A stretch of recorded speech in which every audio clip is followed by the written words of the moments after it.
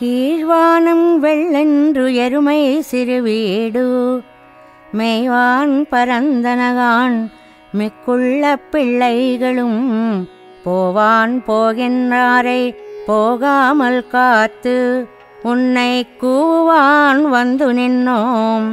கோதுகலமுடைய பாவாய் எழுந்திராய் பாடிப்பறை கொண்டு மாவாய் பிளந்தானை மல்லரை மாட்டிய தேவாதி தேவனை சென்று நாம் சேவித்தால் ఆవావెన్నారాయందరుళేలోరెంబావాయ్.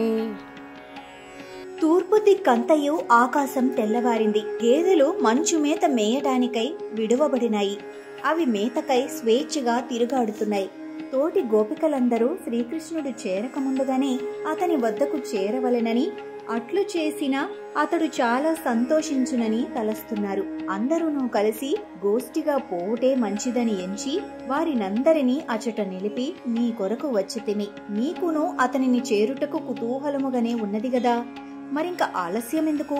లెమ్ము, ఆశ్వాసుర రూపుడైన కేసిని చాణూర ముష్టికాదులను చీల్చి చెండాడిన శ్రీకృష్ణుని సన్నిధికి పోయి మన నోమునకు కావలసిన పరై అనే సాధనమును పొందుదము. అతని రాకకు ముందే మనమచుటకు పోయినా అతడు అయ్యో మీరు నాకంటే ముందుగానే వచ్చితిరే అని నొచ్చుకొని మన అభీష్టములను వెంటనే నెరవేర్చును. కిందటి పాసురంలో భరద్వాజ పక్షులు చేసే కలకల ధ్వనిని విని అందులోని ధ్వనిని గ్రహించమంటున్నది.